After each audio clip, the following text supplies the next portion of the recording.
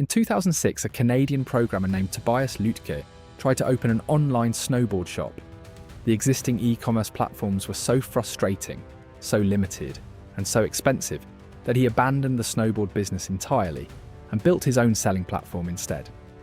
That platform became Shopify. Today, one of the most valuable technology companies in the world, powering over 1 million businesses across 175 countries and processing hundreds of billions of dollars in sales annually. This is how Shopify created a billion-dollar e-commerce empire. Chapter 1. The frustration that started everything. Tobias Lütke was a programmer first and a businessman second. When he and his partner Scott Lake decided to sell snowboards online in 2004, they quickly discovered that the available e-commerce tools were either hopelessly primitive or prohibitively expensive for a small business.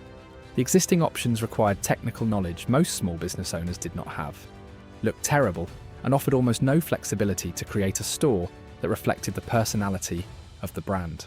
Tobias, who had deep programming skills, spent months building a custom solution for their snowboard shop called Snow Devil. The store worked well, but Tobias noticed something interesting. Other entrepreneurs kept asking him about the technology behind it. They did not want snowboards. They wanted a way to sell online that worked as well as what Tobias had built. In 2006, Tobias and his co-founders launched Shopify, not as a snowboard company that happened to have good software, but as a software company that happened to have been inspired by snowboards. The idea was simple: make it possible for anyone to build a professional online store without needing to be a programmer. Chapter 2. What made Shopify different? When Shopify launched, the dominant player in e-commerce infrastructure was eBay. Amazon Marketplace was growing, and for businesses that wanted their own standalone online store, the options were limited and painful. Shopify's founding insight was that small and medium businesses needed e-commerce tools that were as powerful as what large enterprises used, but as simple as what a non-technical person could operate. The product needed to handle everything: payments, inventory, shipping, customer data, without requiring the merchant to stitch together multiple different systems.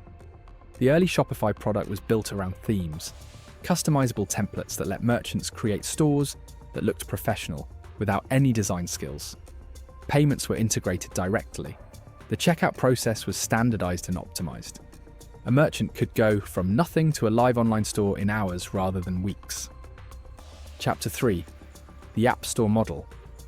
The decision that transformed Shopify from a useful tool into a platform was the launch of the Shopify App Store in 2009. Shopify recognized that no single company could build every feature every merchant might need. Different businesses had wildly different requirements. A clothing retailer needs different tools than a digital content seller or a food and beverage company. Trying to build all of those features internally would make Shopify slow, bloated, and expensive.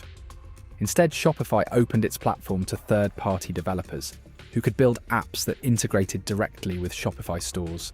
Developers built apps for email marketing, loyalty programs, inventory management, social media selling, dropshipping, and hundreds of other functions.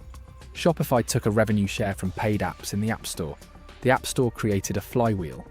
More merchants meant more demand for apps. More apps made Shopify more valuable to merchants. More value to merchants attracted more merchants.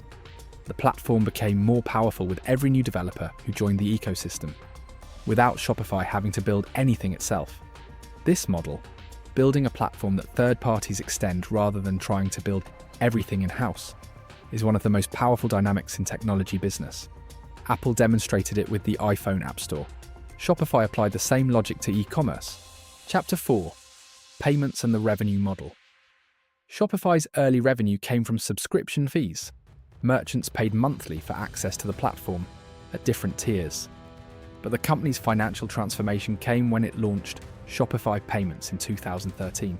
Before Shopify Payments, merchants using Shopify had to integrate third-party payment processors, Stripe, PayPal, or others, and pay transaction fees to those processors, plus additional fees to Shopify for using external payment providers.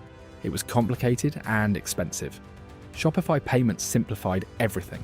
Merchants could accept credit cards directly through Shopify, with no need for a separate payment processor. And Shopify kept a percentage of every transaction. By 2023, Shopify's gross merchandise volume exceeded $235 billion annually. Even a fraction of a percentage cut of that volume generates enormous revenue.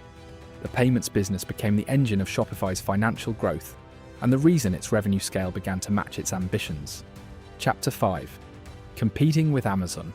As Shopify grew, its relationship with Amazon became one of the defining competitive dynamics in e-commerce.